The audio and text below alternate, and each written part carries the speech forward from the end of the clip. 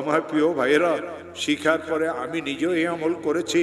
এই কোরআনে করিমকে মাথায় নিয়ে বলি, এই কোরআনে করিমকে মাথায় নিয়ে বলি, এই কোরআনে করিমকে মাথায় নিয়ে বলি, এই কোরআনে করিমকে খুলিয়ে কলিজার সাথে মিলেই বলি, আমার মাওলার নামে কসম করিয়ে বলি, যতবার আমি এই আমল করেছি নিজের জন্য, বিপদগ্রস্ত আত্মীয় স্বজনের জন্য, খোদার কসম প্রত্যেকবার আল্লাহ আমাকে এর ফলাফল হাতে হাতে দিয়েছে।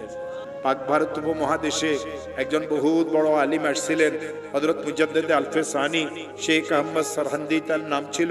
তিনি তার কিতাবে আমল শিখাইছেন, কোন মুসলমান যদি ঋণগ্রস্ত হয়, এত ঋণ হয়ে গেছে, আদায়ের কোনো ব্যবস্থা নাই, খেতে ফসল হয় না, দোকানটা অচল হয়ে গেছে, ছেলেটা বিদেশে গিয়ে ফাঁসিয়ে গেছে, থাকতেও পারে না, আসতেও পারে না, 2-3টা মেয়ে ঘরে উপযুক্ত, কারো বিবাহ হয় না, একটা মেয়েকে বিবাহ দিয়েছিল, তালাক নিয়ে মেয়েটা ঘরে চলে আসছে, ছেলেটা খারাপ ছেলেদের সাথে মিশিয়ে মদ জুয়ার অভ্যস্ত হয়ে গেছে। এই লোকটার পেরেশানির কোনো শেষ নাই, অনেক মামলা মোকদ্দমা তো সে ফাঁসিয়ে গেছে। হযরত মুজাদ্দিদ আলফে সানি বলেন, কঠিন থেকে কঠিন বিপদগ্রস্ত মুসলমান যদি ইশারের নামাজের পরে তাসবিহ হাতে নিয়ে যেই দরুদ শরীফ পড়তে জানে, 100 বার দরুদ শরীফ পড়বে।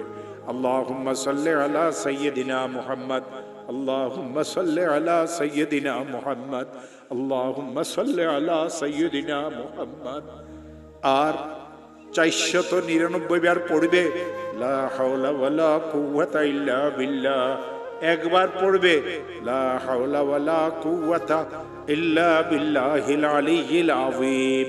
আবার 100 বার দরুদ শরীফ পড়বে, হাত পাতিয়ে বলবে, আল্লাহ আমি তো মামলা মোকদ্দমায় ফেঁসে গেছি। হাত পাতিয়ে বলবে, আল্লাহ আমার মেয়েগুলির তো বিবাহ হচ্ছে না। হাত পাতিয়ে বলবে, আল্লাহ আমার একটা মেয়ে তালাক নিয়ে ঘরে চলে এসেছে। হাত পাতিয়ে বলবে, আল্লাহ আমি মামলা মোকদ্দমাতে ফাঁসিয়ে গেছি। হাত পাতিয়ে বলবে, আল্লাহ আমার খেতে ফসল হয় না।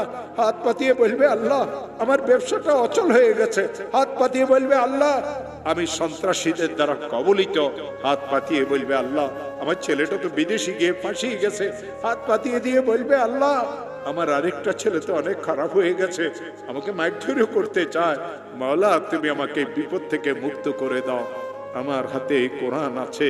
দেওবন্দ মাদ্রাসার একজন বড় মুহাদ্দিস হযরত মাওলানা মুফতি আমিন সাহেব পালানপুরি, তিনি আমাকে আমল শিখাইছেন। তিনি আমাকে এই কথা বলেছিলেন, মাওলানা যখন এই আমল শিখেছি নিজের জন্য, বিপদগ্রস্ত আত্মীয় স্বজনের জন্য, যখন এই আমল আমি করেছি, আল্লাহর কসম এর ফলাফল আল্লাহ আমাকে হাতে হাতে দিয়েছে।